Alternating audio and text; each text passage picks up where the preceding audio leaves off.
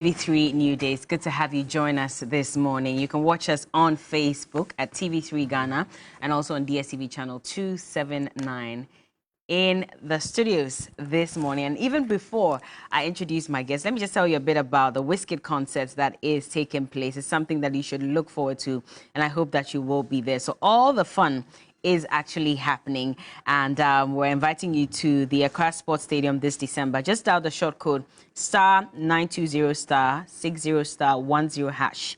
Again, *920*60*10#. Or you can visit www.wizkidlive.happening.com, and the Happening is HAPNIIN, to grab your tickets. It's actually happening this Saturday, the 10th of December at the Accra Sports Stadium. So please come, let's have fun. Of course, your favorite Ghanaian artists will also be there performing, and lots of them have been featured on the bill. So we're looking forward to having fun with you. But in the studios this morning, and well, we're honored to be joined by Mr. Bernard Mornah. He is the former chairman of the PNC. He's here. Good morning. Good morning. Former parliamentary candidate as well. You want me to add that to it? Yeah. Okay. Do you want to add that to it, or you just want to stick with former? If you want to do former. Then I'm sure that we'll have a lot. That's 15 formers. that will be the end of the show. It will be. We have a long list. A long list. And so whatever description you give to me, I accept. I hear you. It is a morning. I'm not sure about the goodness. I was going to ask you, because last week you said the morning wasn't too good. Yeah. I was hoping that at least a week after things would be a bit better for you. Not in this banjast economy, particularly after Keno Furata came to frustrate people's holdings in their various portfolios by that unnecessary and unwarranted announcement. He has actually messed up the economic environment by those pronouncements. He has? He has. And you can see the level of panic. If you go to Data Bank, precisely, you will go and see that there are chains of security persons there virtually trying to ward off people who are coming in to cash out their money because of the kind of reckless statement that Keno Furata has made. We'll get into that conversation shortly. This was just to ask you how you're doing. And Alfred is already shaking his head. But obviously, I am not doing good. And I'm not sure that any Ghanaian will be doing good. Alfred, except the pretentious ones. The man came in with a smile. He came in with a smile and he was all joking all over, and now he says he doesn't feel good. He's talking as if he's dying tomorrow. But you know that the most depressed people sometimes don't even show it. This man they is smile, they act very normal. If he's depressed, he wouldn't be in the red beret. I'm just saying that, if he's depressed, he wouldn't be in a red beret. He wouldn't be? He would have been in a black one. Why? What does the red signify? Because he's my brother. I know what he does. What does the red signify? Why should he wear a black one if he's The red signifies that he's going to marry. He's going to marry another woman next year. He's going to marry another woman next year. He told you that? Oh yes. Yeah, because you are refusing to marry, I have to occupy that for you. Hey. So you see. Okay, let's move on. Mr. Alfred Thompson is the former Deputy Managing Director of the National Investment Bank. Good morning. Good morning. How are you doing? I'm You're fine. looking Not very bad. lovely this morning. I am, man. Yeah, Thank you very much. yeah. I like your jacket as well. Blessings. Yeah, I wanted to. I heard you will be wearing this. So I wanted to. You heard? Get closer to you. I see. Interesting. I have my BNI working. Interesting. I hope your morning is good, unlike Bernard. Once I'm up and I'm doing, I have life. There's hope, and I believe that everything will work out well. So I'm okay. I'm good. All yes. right. I'll not despair. I hear. We'll shortly be joined by Alhassan Suhuyini. He's actually here, and he'll join us on set shortly. He's the MP for Tamale North. But let's take a listen to exactly what the details are regarding the announcement that the finance minister made yesterday, rolling out our domestic debt exchange program. But even before we take a look at that, let's listen to what the president had told us when he officially addressed us about a month ago, and then we'll get into the finance minister's statement yesterday. Take a look. No individual or institutional investor, including pension fund, in government treasury bills or instruments, will lose their money as a result of our ongoing IMF negotiations. There will be no haircuts. So I urge all of you to ignore the false rumors. Just as in the banking sector cleanup, government ensured that the 4.6 million depositors affected by the exercise did not lose their deposits. Ghana's public debt is unsustainable and that the government may not be able to fully service it down the road if no action is taken now. Indeed, debt servicing is now absorbing more than half of total government revenues and almost 70% of tax revenues, while our total public debt stock, including that of state-owned enterprises and all, exceeds 100% of our GDP. This is why we are today announcing the debt exchange, which will help in restoring our capacity to service debt. Domestic debt operation involve an exchange for new Ghana bonds with a coupon that steps up to 10% as soon as 2025, with zero interest in 2023 and a first interest payment in 2024 and longer average maturity for the bonds. Existing domestic bonds as of 1st December 2022 will be exchanged for a set of 4 new bonds maturing in 2027, 2029, 2032, and 2037. All right. Well, so that's the Finance Minister, Ken Ofori-Atta, making an announcement on the rollout of the debt restructuring program. And, of course, you've heard all those details. Initially, the president had said there'll be no haircuts. In this case, clearly we're seeing that with the way things are going, people are going to encounter or suffer a haircut to their investments as long as they are mutual bonds and, of course, if they're not individual bonds as well. And so let's get into a conversation. But Alhassan Suhuyini is here. He's the MP for Tamale North. It's just right that we welcome him onto the show. How are you doing? Terrific, thank you. He's wearing some really nice shoes this morning. His dress is very and his outfit is nice. You're matching everything this morning. I thought that was a discussion for I just had to bring it in, just to let people know that you look well. Well, I think it's Thank it's you. like saying there's a morning after a night. Hey, you look see. Gorgeous. I'm grateful. Thank you very much. Alfred, I'll start with you. And pardon? Why with me? Why with you? As a member of parliament here, no, but then you are speaking on behalf of government. You're here representing the MPP who are in government at the moment. So I have to start with you. Because if this man starts talking, I'll not finish now. But seriously, this announcement that the finance minister has made, and the fact that as far back as 3, 4, 5 months ago, there had been concerns about our debt sustainability levels. We had been told over and over again that we were at a point where things looked really dire and we needed to have gone to the IMF as far back as then.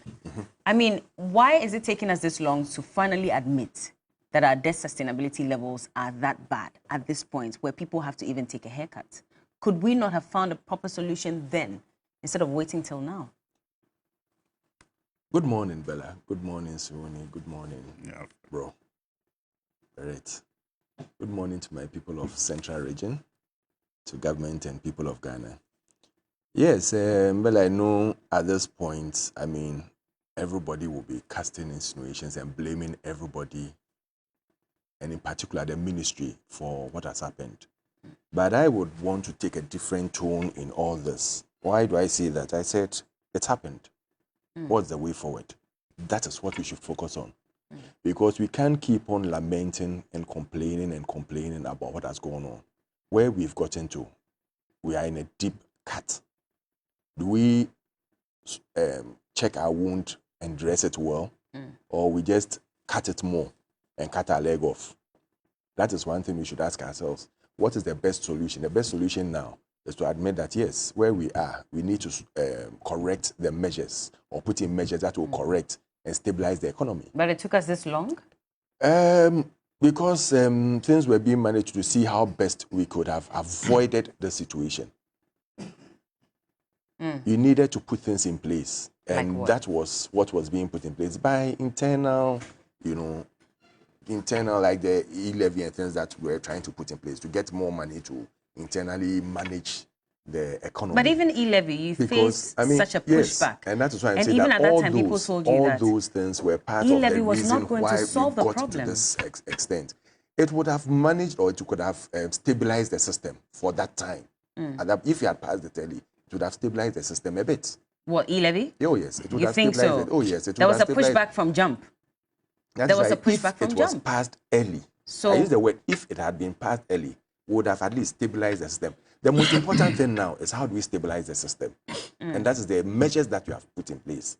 You need to go to the IMF, you need to get the funding, you need to come down and support your economy. But you can't do that whilst you have a lot of interest to be paid. That is why you needed to bring this debt sustainability by making sure that, okay, all the debts, at least for next year, we have a lower debt payment, we have a balanced payment where we know that, a lower interest payment where we know that we have some cushion to at least stabilize the economy and start going on the trajectory that we need to go. And that is what has been put in place now. That is why the minister came out with this debt sustainability or debt recovery. But did they have to take us going to IMF to now implement this? That's what I'm asking, that who brought us here? Clearly, your government did not handle things properly. Do you admit that you did not run the economy properly, which is why we're here? And maybe if you had stepped in earlier, we wouldn't have to restructure our debts and people would have to lose money? You see, you're going back. I wanted us to move from the blame game and go back. Nobody's playing blame game here. But could we have fixed this problem earlier? No. Because clearly people are not happy. If you are going to start blame game, I'll start from day one. Budgets upon budgets have been passed. We go for mid-year review, they pass the budget. We go and again the following year they pass. Then what happens? We'll go on and blame everybody.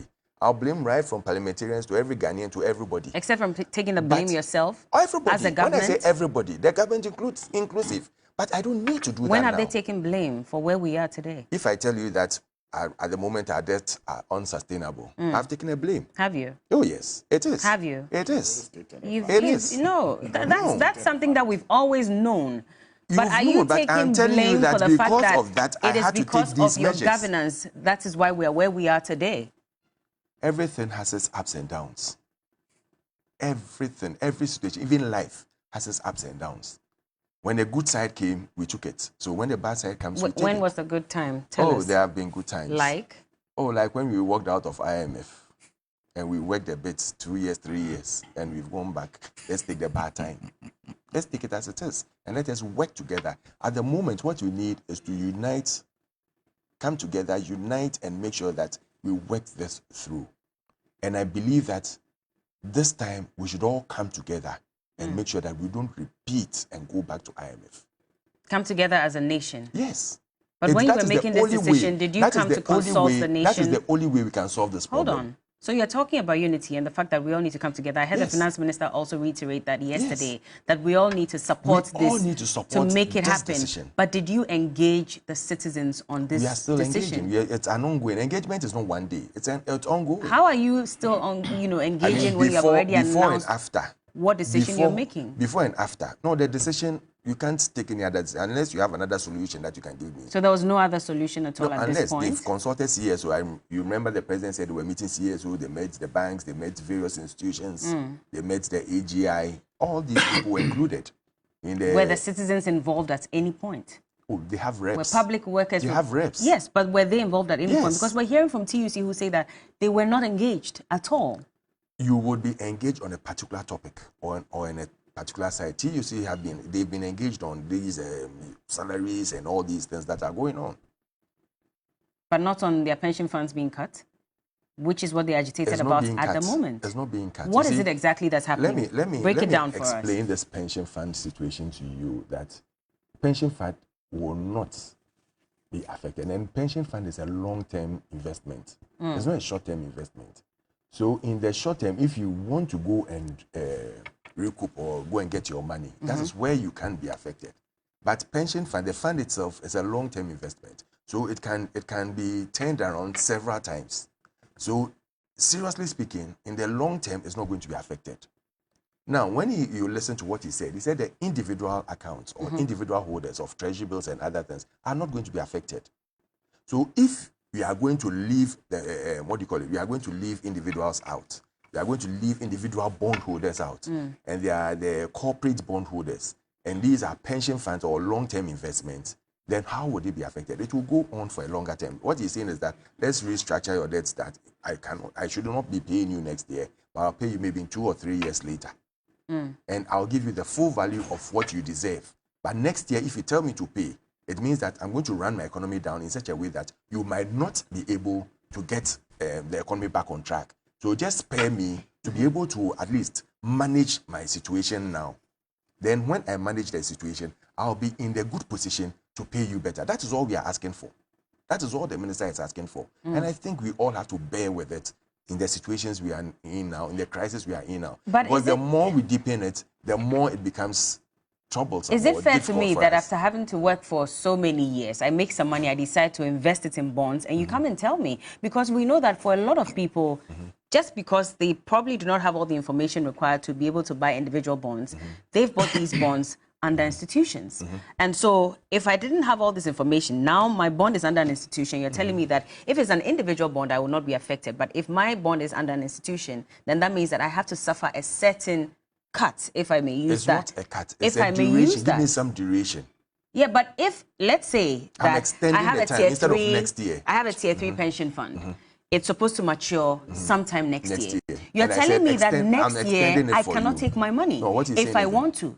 You see, what he's saying is that I'm extending it for you. But don't forget that because I said this is a revolving fund.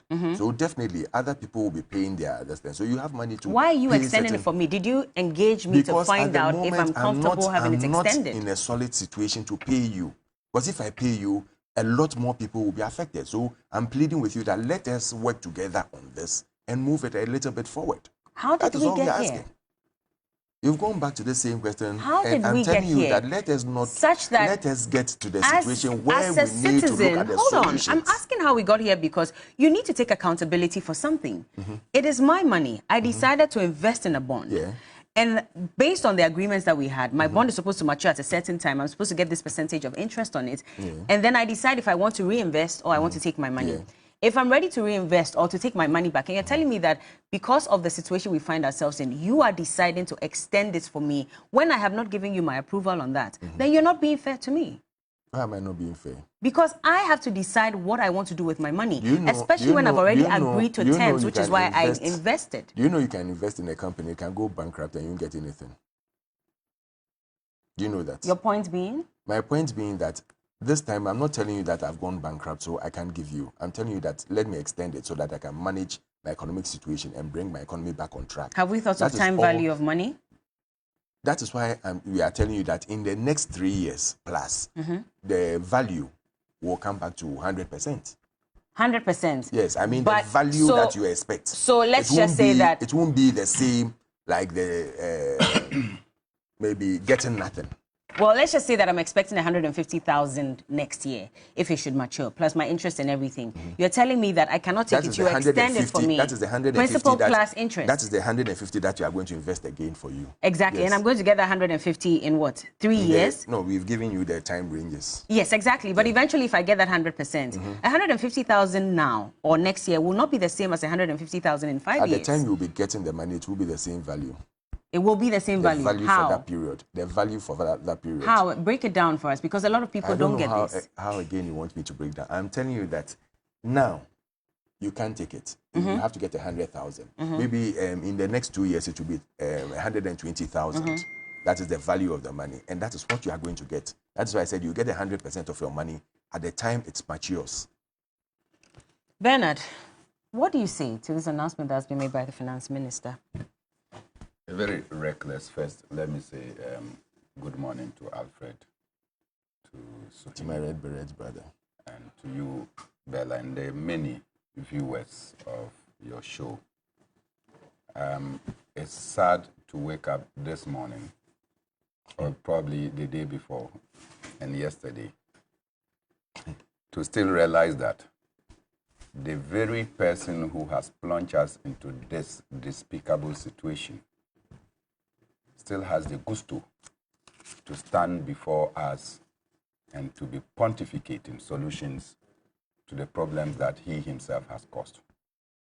Ken Ofurata is a misfit for the Ministry of Finance. He has run the economy aground, and just a sight of Ken Ofurata notes yields and repels businesses.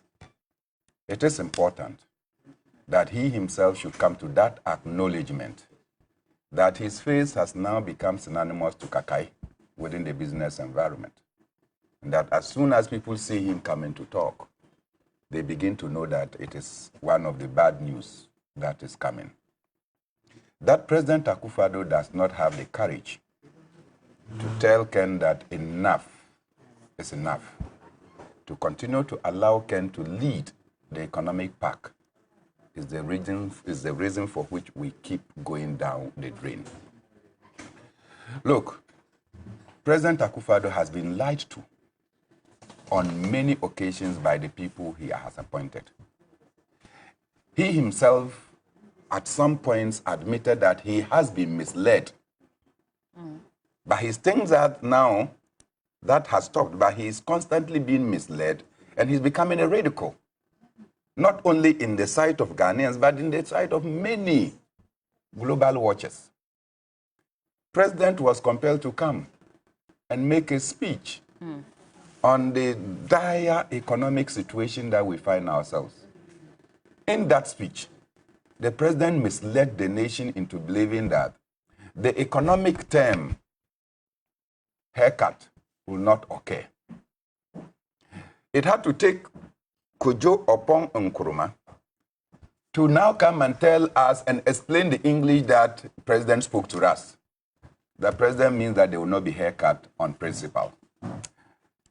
Which economics tell you that haircut is only on principle? When there is haircut, there is haircut. But I can appreciate that indeed we have gone beyond haircut. Where are we now? We have cut off the head. How so? How so? You see? Because if they cut off the head, there will not be nothing to cut again. The head is gone. Because that is where we find ourselves to today. And now you see. Is Ghana dead? Please. We are dead. No, I'm asking you. Carry on, Bernard. Hold on. You are dead. We the investors. Please allow him to make his point. You woke up smiling this morning and you said you are dead. In fact, they have decapitated us. To the extent that Ken Ofori-Atta still comes. Day before yesterday and today that, oh, there's no haircut on principles. The cheek of it. Is he wrong to say that? I mean, he tells us that individual bondholders will not be affected. Treasury bills will not be affected. When you expose your naivety in economics, this is what you speak. How? People put their bonds individually. Then you have the corporates and institutions also now counting on government and realizing that, no, we take and we coalesce and we go and invest in government bonds. When they are affected, how do they come to settle the individuals who have invested in them? So the individuals might also encounter delay. So Thompson, Bernard, Suhuyini, and Bella, we have invested. In ADC. We have invested in a company called Johnny Hughes. Johnny Hughes' investment cannot be paid. I couldn't invest anywhere apart from Johnny Hughes. Do you understand? Cannot be paid. How is Johnny Hughes going to pay us? So Johnny Hughes says, hold on. Hold on. He doesn't understand. Allow him to break it down. Let him understand. That's why I gave you the chance to break it down so And that I we broke can it down. get it. So allow him to make his point. You feel You've made your mind, so you don't want to listen to any other thing. In fact, not that you failed, but you tried as much as possible to maintain your professional integrity by distancing from Ken Ofori-Atta, who came and spoke the manner he spoke. So I can respect you that deliberately you decided to run away so that we don't question your professional integrity here. So stay where you are. Are you trying to corner me or what? Okay. I say stay where you are and let me make my point. Bernard, go ahead, make your point. So our investment is affected by the fact that the main institution is not able to access its funds. So they can't run into the sea or go into the rock to go and just all of a sudden break the rock and then get funds to come and assist the individuals in their recuperations. So when you sit here and say that there is no haircut, it is economic naivety. Could we have avoided all this? Certainly. And at this particular time, look, it is not that, look, President Akufo-Addo was wise when he was in opposition, when he indicated that, look, we have all the resources in this country. We needed no borrowing in order to be able to advance the health of this economy. This was succinctly supported by the vice president, then running mate, that he had even worked at the Bank of Ghana and that all the resources we need is here. So to them, borrowing was a no-no. You go and appoint a Ken Ofori-Atta, who, by the way, by the time you appointed him, he had resigned from Data Bank on the fact that he was not well. On health grounds. He said he was not well and resigned from managing Data Bank. You went and brought that sick man to come and manage the whole economy. So there is something wrong actually with the president, not Ken Ofori-Atta. So you went and brought him, and when he came, he started borrowing. Because he benefits from borrowing. He started borrowing. And he was warned that the rate at which you are borrowing, we are getting to unsustainable levels. He ignored. If you listen to Ken Ofori-Atta, he came and said that, look, the borrowings that we have been doing at the beginning of every year, we couldn't do it this year. Because when we went into the bond market, people realized that we could not pay, so they did not buy our bonds. So you see the mentality, he is still thinking about going to borrow, even at the time that we are crashing. And you sit here to say that you are going to the IMF. Is the IMF going to give you freebies? They are going to lend you money. That is borrowing.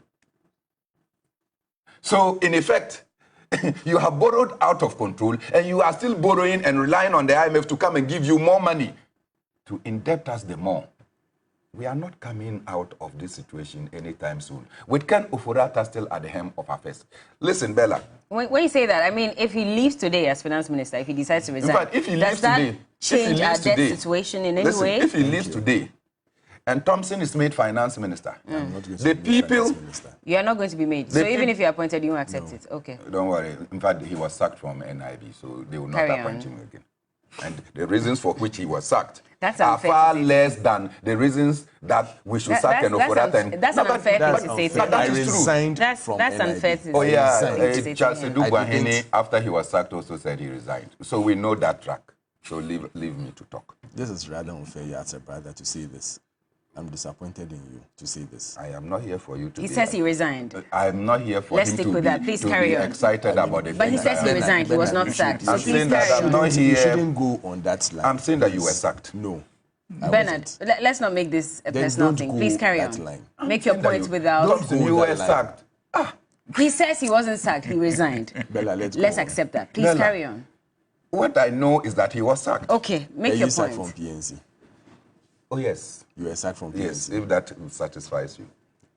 Because Let's if I go. contest the election let's and go lose on. and you sit here and ask me whether I was Carry sacked, on. I Bernard. accept it. Carry on. But were you sacked from the position or from the party? Both. This man was he wants to do something. Whichever way, there was a sacking. There was a sacking. Both. Carry on, Bernard. You know, you still allow Ken.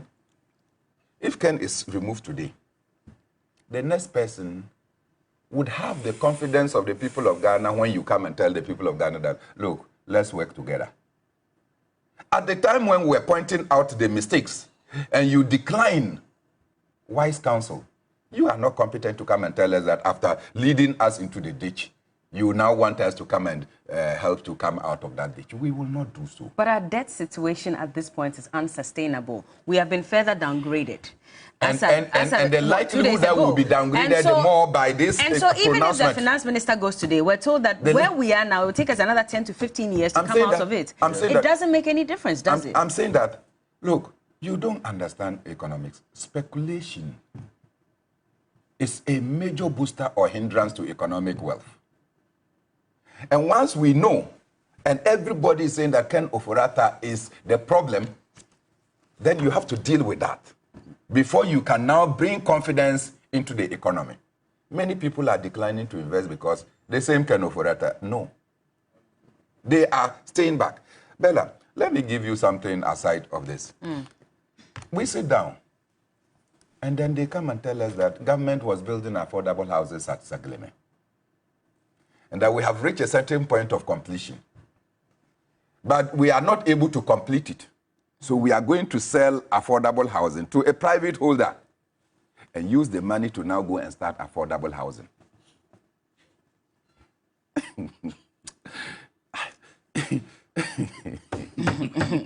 What do you want to say? And if you listen and you go beyond, they are now going to sell that place. So now you've left the finance I'm ministry to coming housing there. ministry. I'm coming there. Everything is interwoven. Now, that private person is going to buy it and turn it into a China city. How does that relate to the debt restructuring program that No, it just tells you the kind of mindset we have in our appointees. The level of thinking, right? If you have such thinking, how do you expect that the economy will survive? You have built something. Some portions were even completed. Just move people in. You did not. You said the place is a national security zone. Even members of parliament cannot go to Sagleme. Then that same national security zone, you come and tell us that things have been stolen there. You are actually the thief. Because you prevented members of parliament, the Works and Housing Committee, from going there because it's a national security area. And now you are telling us that the place that you took charge of, things have been stolen. You are the thief. So, Bella, if we have these kind of people leading us, this mess, we cannot escape. And then they have to use the police to stop people from going. We are reaching a point where we will be non-compliant, will be non-violent, and will not conform. Okay.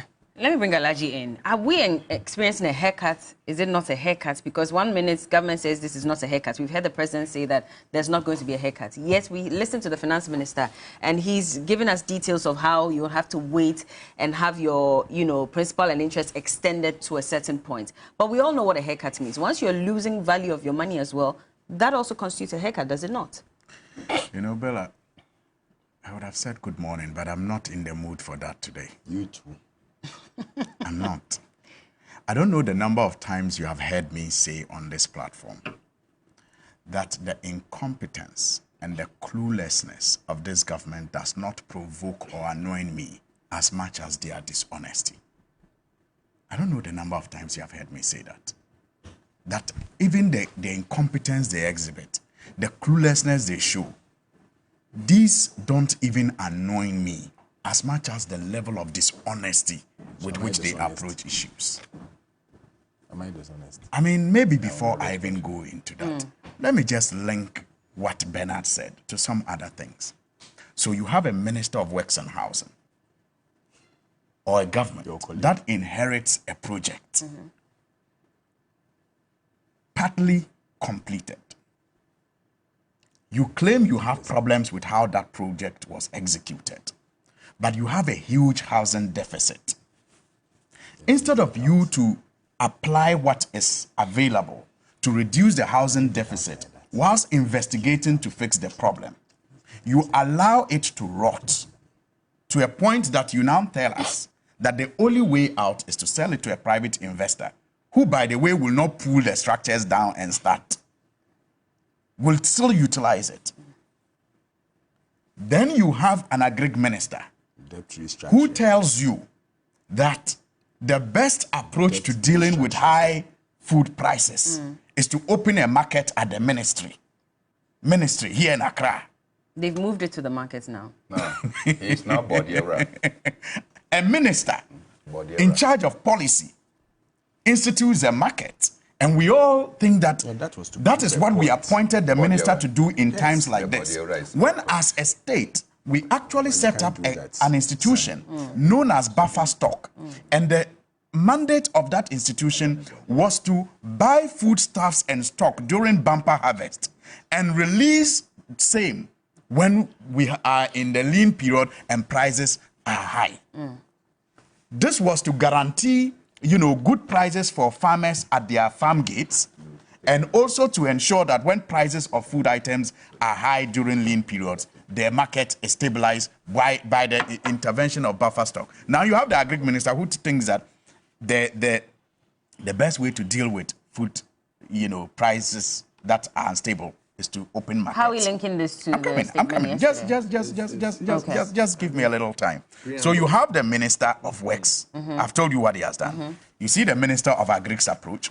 You had a Minister of Special Initiatives who tells you that the one village, one dam thing that you were telling them, 250, what do you expect? That's what you get. I'm telling you the level of cluelessness that got us here. The mismanagement and reckless governance all over.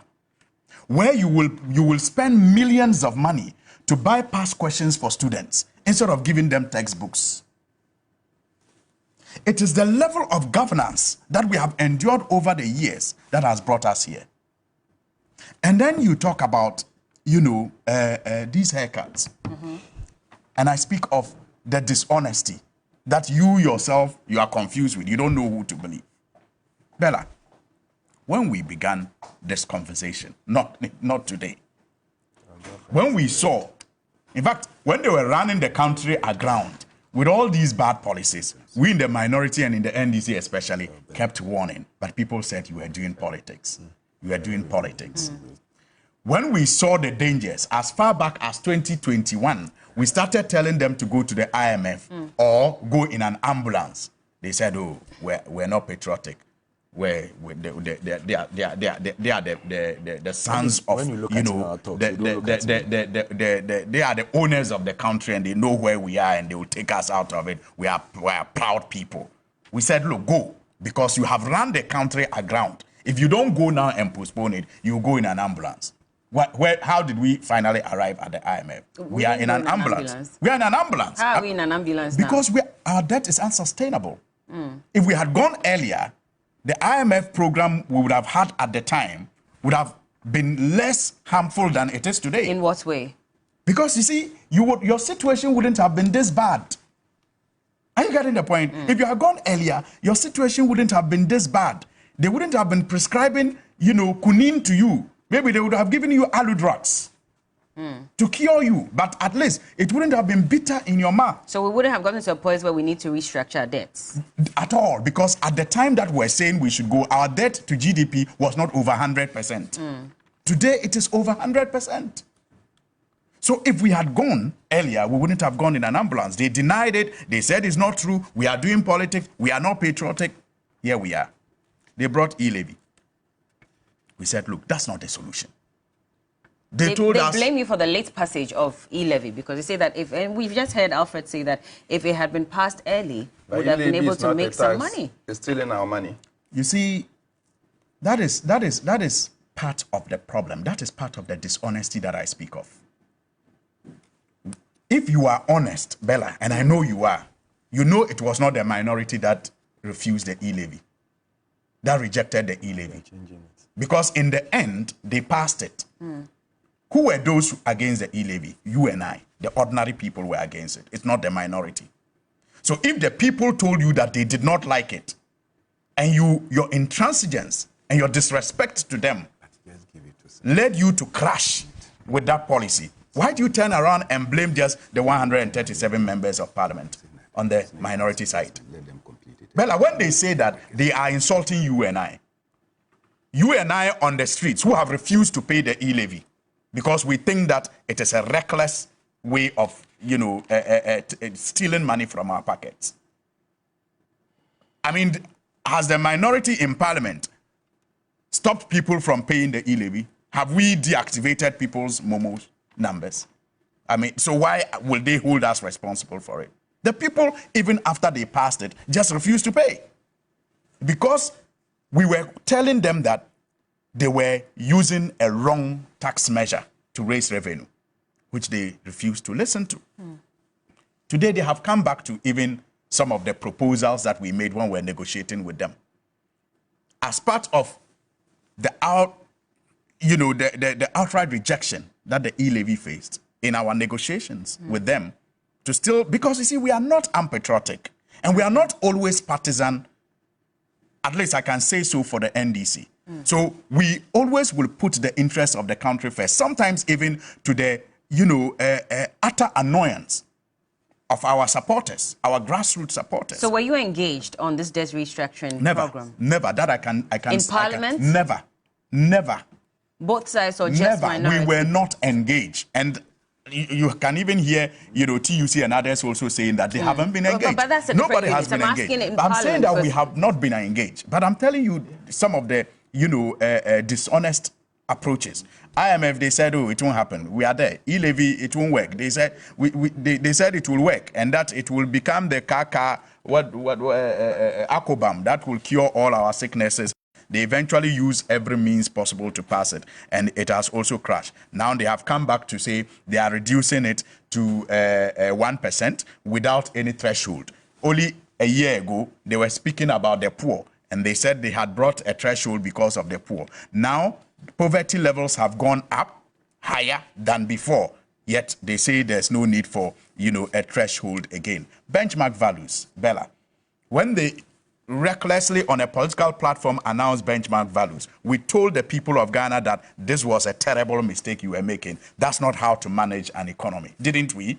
They turned around and said we didn't want the people to enjoy, reductions in charges at the ports, and that they were the people who care. And we said we are running the economy down. Today, have they not reintroduced benchmark values again in the 2023 budget? So their recklessness is what has brought us here. Their dishonesty is what even makes it more painful, because it's not as if the drawing has never, it's not as if the problem has never been staring us in the face. It has always been in our faces. But if you say they have constantly denied. You say you have not been engaged as minority in Parliament. I'm not sure about the majority and whether they've been engaged. Yesterday, I heard from Honorable Kesela Tufosi, and he said that in fact there are some members of the majority who have not been engaged as well. We've heard from the Finance Minister. He says that as we move along, we're going to engage all the stakeholders as well to let them understand further what it is that we intend to do. Moving forward, well, you hold on. Yeah, please. As it stands now, if they engage you, what are the exact issues you have with this debt restructuring program that you think they need to change? But should that be the case all the time? Doesn't it also point to the level of incompetence and cluelessness that I speak of? That every time you take your decisions before you engage. What inputs again do you want? You read the budget statement and your members of Parliament did not know about it. You came to Parliament to introduce e-levy before you started doing town hall meetings. Today, you claim you have reached an agreement, the debt structuring, that you want to undertake.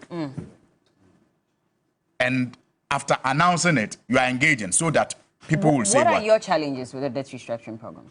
A lot. Like? A lot. For example, we think that it is very, very, unreasonable at this point in time to be thinking of how to resuscitate the national economy without due regard to the personal economies of individuals and institutions. When you operate the national economy as if it is an island, and people themselves that you want to depend on are not also going through, crisis, it is very insensitive on your part. Because, Bella, if you are increasing VAT and others so that Alfred will pay more, Bernard will pay more, and I will pay more, and yet my investments are locked up, my business is suffering, and there is no, sort of relief for me as an operator in the economy.